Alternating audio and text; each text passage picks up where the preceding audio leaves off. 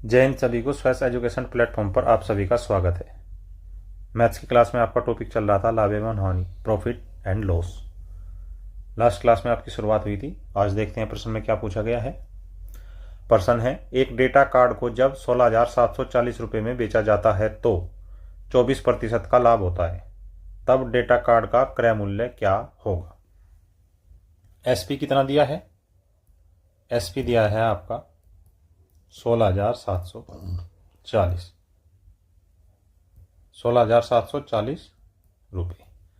लाभ कितना दिया है? 24%। 24% का मतलब अर्थ क्या है? 100 पर 24 का लाभ, और आपसे सीपी पूछा है। तो यहां पर सीपी आप दो तरीके से इसको कर सकते हैं, या तो सीपी और एसपी। जब सीपी 100 है तो लाभ जोड़कर एसपी क्या होगा? 124%, जो किसके बराबर दिया गया है? 16,740 के बराबर। हमें क्या निकालना है? सीपी। परंतु प्रश्न अनुसार क्या है? प्रश्न अनुसार एसपी बराबर है 124% या 16,740। तो एक का मान कितना होगा? 16,740 बटे 124। और सीपी क्या है? सीपी है 100, तो 100 का मान क्या होगा? सीपी बराबर 100 बराबर 16,740 बटे 124 गुना करेंगे 100 से। अब जब इसको 100 से गुना करेंगे तो आप देखिए इसको क्या होगा। 4 से काटे इसको, 4 तिये 12, 4 एकम 4। 4 से इसको काटेंगे, 4 दूनी 8, 4 पंजे 20। और 31 से जब आप इसको काटेंगे, ये कटेगा आपका 540 बार। तो 540 गुना 25 बराबर 13,500। कैसे?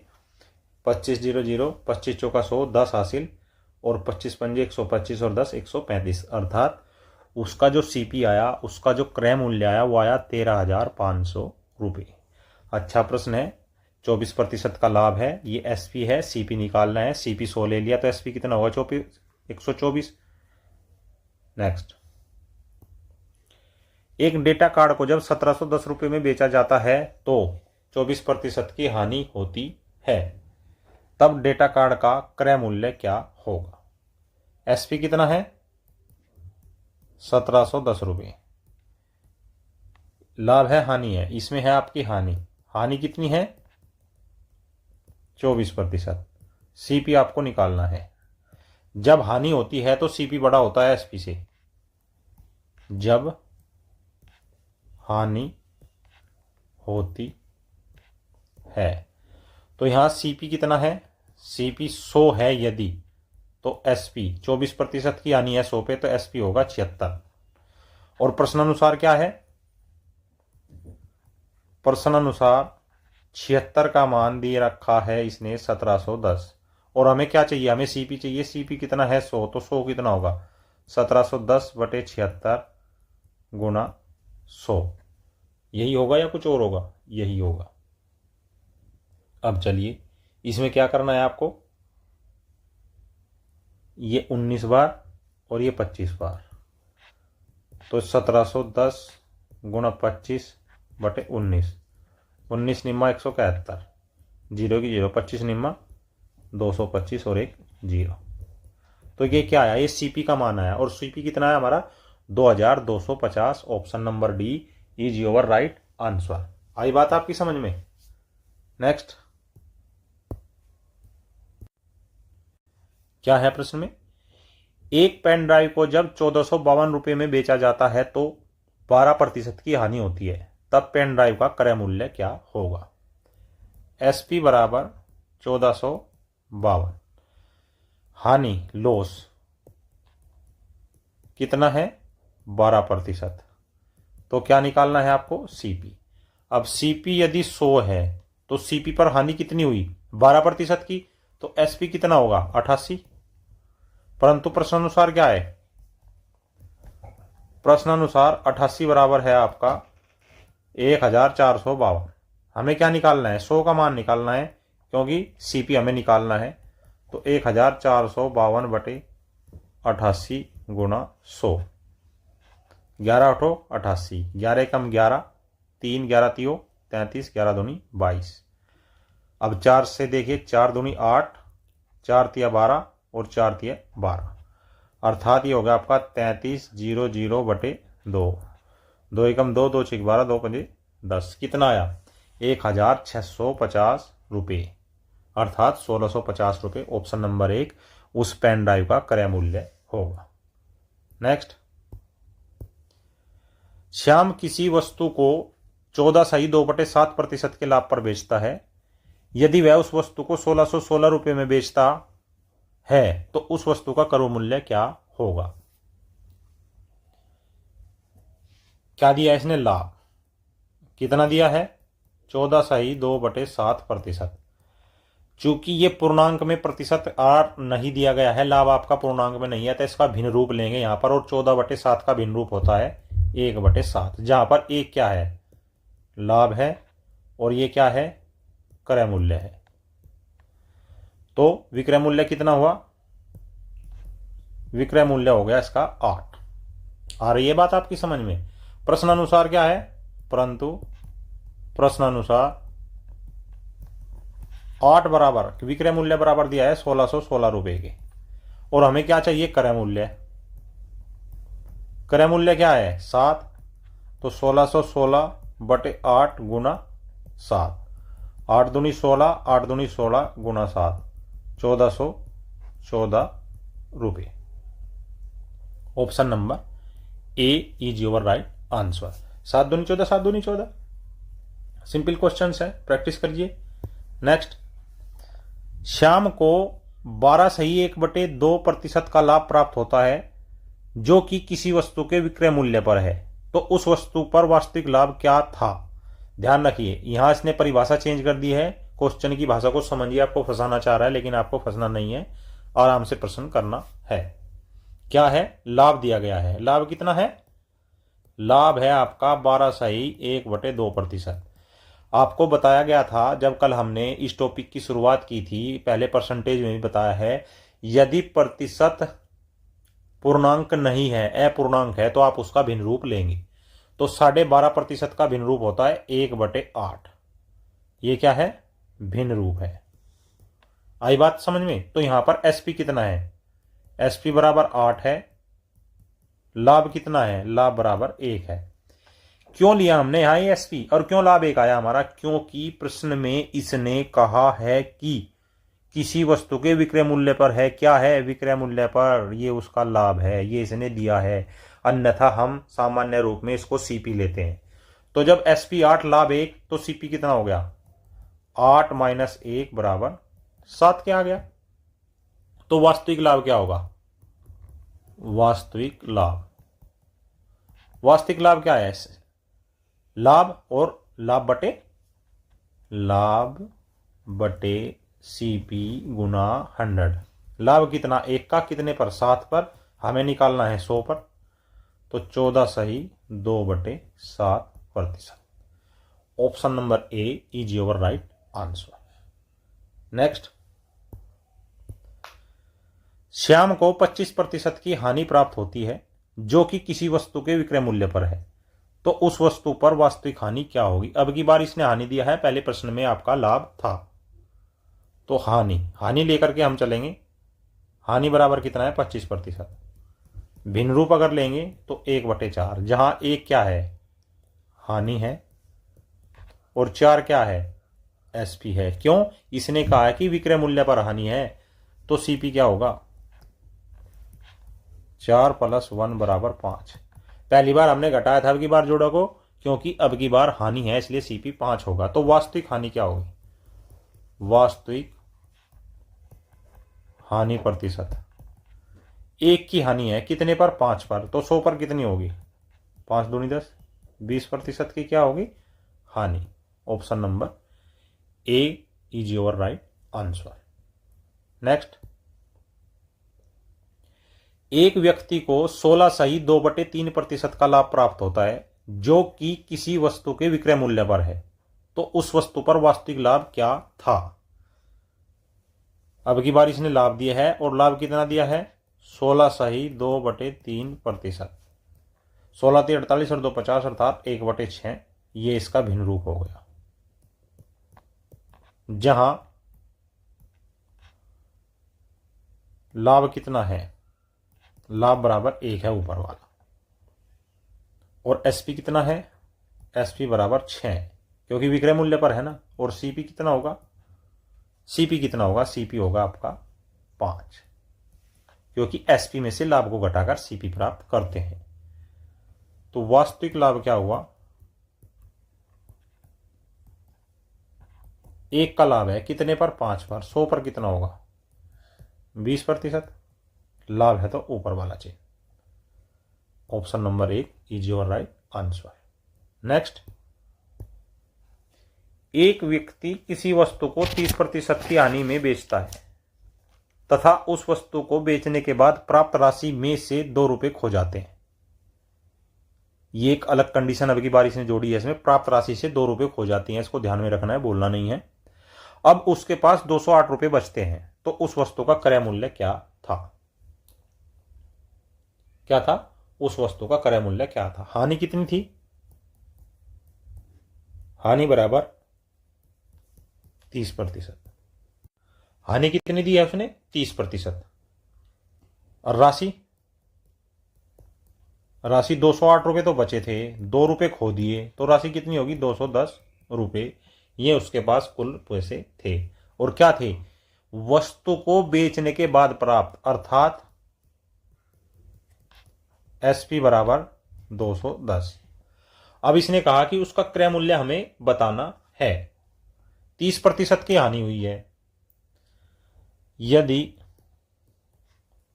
क्रय मूल्य 100% था तो 30% की हानि के बाद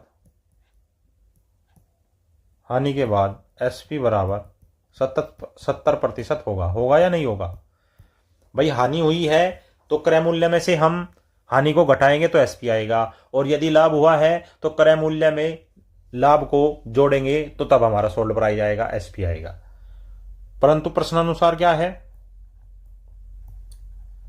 70% बराबर 210, और क्रय मूल्य कितना होता है, अपने आप में 100% होता है, तो 100% 210/70 गुणा 100, 7×21 अर्थात 300 रुपये। आपका आंसर क्या है, 300 रुपये। Option number A is your right answer. Next, अगर 6,000 रुपये से लेकर 7,000 रुपये तक की कीमत पर खरीदी गई घड़ियों को 7,000 रुपये से लेकर 8,000 रुपये तक की कीमतों पर बेचा जाता है, तो 5 घड़ियों को बेचकर कितना अधिकतम संभव लाभ कमाया जा सकता है। 4 ऑप्शन है, एक आपका उत्तर है।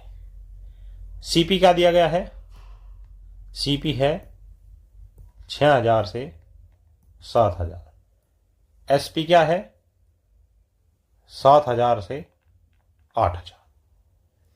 अब आपको एक हम बात बता देते हैं या लिखवा भी देते हैं प्रश्न में, अधिकतम संभव लाभ। अधिकतम संभव लाभ का अर्थ है, जो इसने प्रश्न में दिया है, अधिकतम संभव लाभ का अर्थ है कि कम से कम मूल्य पर खरीदना और उसको अधिक से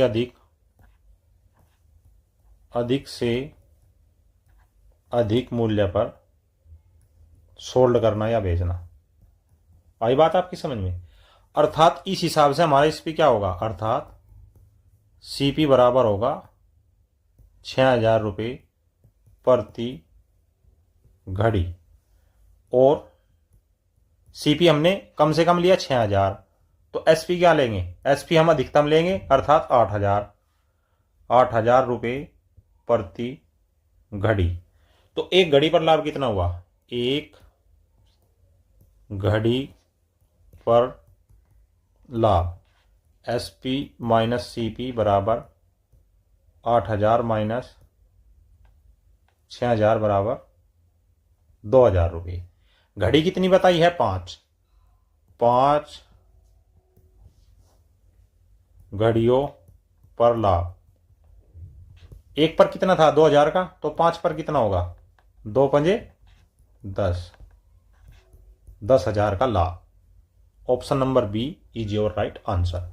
ऐसे प्रश्नों को अपने कॉमन सेंस से हल करते हैं, क्योंकि इसने कहीं भी ये फिक्स नहीं किया है कि घड़ी की कीमत कितनी है। इसने बताया, एक रेंज बताई है कि 6,000 से 7,000 तक की उसका CP है और 7,000 से 8,000 तक उसका SP है। लेकिन हमें अधिकतम लाभ लेना है, तो अधिकतम लाभ के लिए ये जरूरी है कि CP अर्थात क्रेडिट प्राइस, खरीदने का जो प्राइस है, कॉस्ट प्राइस इसको बोल भी सकते हैं, कॉस्ट प्राइस कितना है कम से कम हो, और सेलिंग प्राइस अर्थात सोल्ड प्राइस ज्यादा से ज्यादा हो, जिस पर वह बेची जाती है। कोई भी वस्तु, घड़ी आवश्यक नहीं है, यहां पर वस्तु भी आप कह सकते हैं। नेक्स्ट,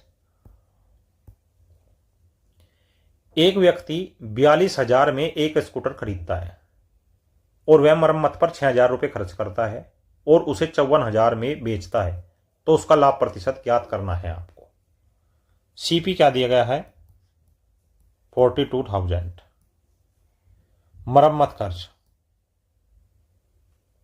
मरम्मत खर्च कितना दिया गया है आपका? परसेंट में दिया गया है मरम्मत खर्च 6,000 रुपये। तो कुल CP कितना हुआ? उस पर कितना उसको खर्च करना पड़ा? 42,000 में ली थी, 6,000 खर्च कर दिया, तो 6 और 42 48,000। SP कितना है? SP दिया है उसने 54,000। तो लाभ कितने का हुआ?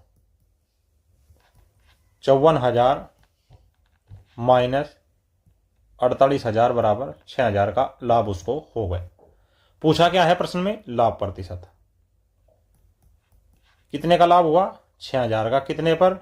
48,000 पर। तो 100 पर कितना? 6 ठो 48, 25/2 या 12.5%। Option number A is your right answer. ऐसे प्रश्नों में जल्दबाजी की जरूरत नहीं होती, केवल ध्यान से पढ़ना है और करते जाना है जो जो प्रश्न में लिखा है। नेक्स्ट, क्या है? किसी वस्तु को बेचने पर 25% का लाभ होता है यदि क्रय मूल्य और विक्रय मूल्य को आपस में बदल दे, तो उसका लाभ हानि का प्रतिशत क्या होगा? चलिए करते हैं इसको। क्या है ये? लाभ बराबर दिया है 25%। तब CP कितना होगा? CP यदि 100 है तो SP 125 होगा। अब वो कह रहा है कि दोनों को बदलना, दोनों को आपस में बदलने पर, दोनों को आपस में बदलने पर क्या होगा? CP हो जाएगा आपका 125, SP हो जाएगा आपका 100। तो हानि कितनी हुई? हानि हो गई 25 की। क्यों? क्योंकि CP बड़ा है, SP छोटा है। और आपको कल की क्लास में बताया था कि यदि CP बड़ा हो जाए और SP छोटा हो जाए तो हानि होगी। अब हमें यहां हानि प्रतिशत निकालना है। हानि प्रतिशत कितनी हानि हुई? 25 की। कितने पर? 125 पर। तो 100 पर कितनी? 25 पंजे 125, 5 दूनी 10, 20% की हानि उसको होगी। Option number A is your right answer. इसमें इसने कोई भी वैल्यू नहीं दी है। आप इसको x मान के भी कर सकते हो, 100 मान के भी कर सकते हो, b मान के भी कर सकते हो, लेकिन सबसे अच्छा तरीका कैलकुलेशन को आसान करने का होता है कि CP को हम 100 मानकर चले शुरुआत में, क्योंकि इसने हमें परसेंटेज में दिया है। परसेंटेज का मतलब होता है पर 100, इसलिए हमने CPU को 100 ले लिया, उसी से हमारा प्रश्न हल हो गया। नेक्स्ट, एक वस्तु खरीदता है और इसकी मरम्मत पर 515 मरम्मत पर 515 रुपये खर्च करता है। फिर वह इसे B को 20% लाभ पर बेच देता है। B इसे C को 10% हानि पर बेच देता है। अंततः C इसे 30% लाभ पर 2,808 रुपये में बेच देता है। तो A ने वस्तु के लिए कितना भुगतान किया था? अब इसको आप कई प्रकार से हल कर सकते हैं। जो सबसे सिंपल मेथड होगा हम आपको वो इसको समझाएंगे। आई बात आपकी समझ में या नहीं आई? चलिए देखते हैं क्या करते हैं। वस्तु का प्रारंभिक मूल्य, माना वस्तु का प्रारंभिक मूल्य x है। वस्तु पर खर्च बराबर 1515 नहीं 515 रुपये खर्च करता है। प्रथम लाभ कितना है? 20%। द्वितीय ने क्या किया? बी ने क्या किया? द्वितीय ने किया गया 10% हानि। सी ने क्या किया? तृतीय अवस्था में क्या हुआ? 30% लाभ हुआ। अब प्रश्न के अनुसार क्या है? जो उसका प्रारंभिक मूल्य था उसमें 515 रुपये, x प्लस 515 रुपये, ये उसका खर्च हो गया शुरू में। ए को वो वस्तु इतने रुपए में जाकर प्राप्त हुई थी क्योंकि उसने कुछ पैसे में खरीदी, फिर 515 रुपये उस पर खर्च किए। अब इसका प्रथम लाभ कितना है? 20%, तो 120% बटे 100। क्या हम प्रतिशत लगाएंगे? नहीं लगाएंगे। क्यों? क्योंकि जब हमने यहां 100 लिख दिया, बटे में 100 लिख दिया, तो हम प्रतिशत नहीं लगाएंगे। द्वितीय बी ने क्या किया? 10% की हानि अर्थात 90/100। तृतीय ने क्या किया? 30% का लाभ अर्थात 130/100 बराबर क्या बताया उसने? 2808 रुपये में उसको बेच दिया गया। अब आप क्या करेंगे? 1 2 3 1 2 3 1 2 3 चला गया। अब x प्लस 515 बराबर 2808 गुना 1 2 3 1000 बटे 12 गुणा 9 गुणा 13, ये आपका आ गया है। अब इसमें क्या करना है? क्या 12 से ही कटेगा? 12 दूनी 24, 12 तिया 36, हाँ 12 से कट जाएगा, काटिए। 12 दूनी 24, 4 बच गए, 12 तिया 36, 4 बच गए, 12 चौक 48। अब 9 से काटिए, 9 दूनी 18, 5 9 6 54। अब 13 से काटिए, 13 दूनी 26, अर्थात 2 गुना 1000 बराबर 2000 आ गया। लेकिन ये किसका मान आया? x प्लस 515 बराबर 2000। हमें किसका मान चाहिए? इसने कहा कि ए ने वस्तु के लिए कितना भुगतान किया था, अर्थात x बराबर 2000 माइनस 515 अर्थात 1485 रुपये का भुगतान ए ने उस वस्तु को खरीदने में किया था। आ रही बात आपकी समझ में? अच्छे से क्लास की प्रैक्टिस कीजिए। This was today's math class. I hope this class will very help to preparation your examination. ऐसी और बेहतरीन topic wise subject wise classes देखने के लिए हमारे चैनल को सब्सक्राइब करें, बेल आइकन को प्रेस करें, वीडियो को ज़्यादा से ज़्यादा लाइक करें, शेयर करें। जय हिंद, जय भारत।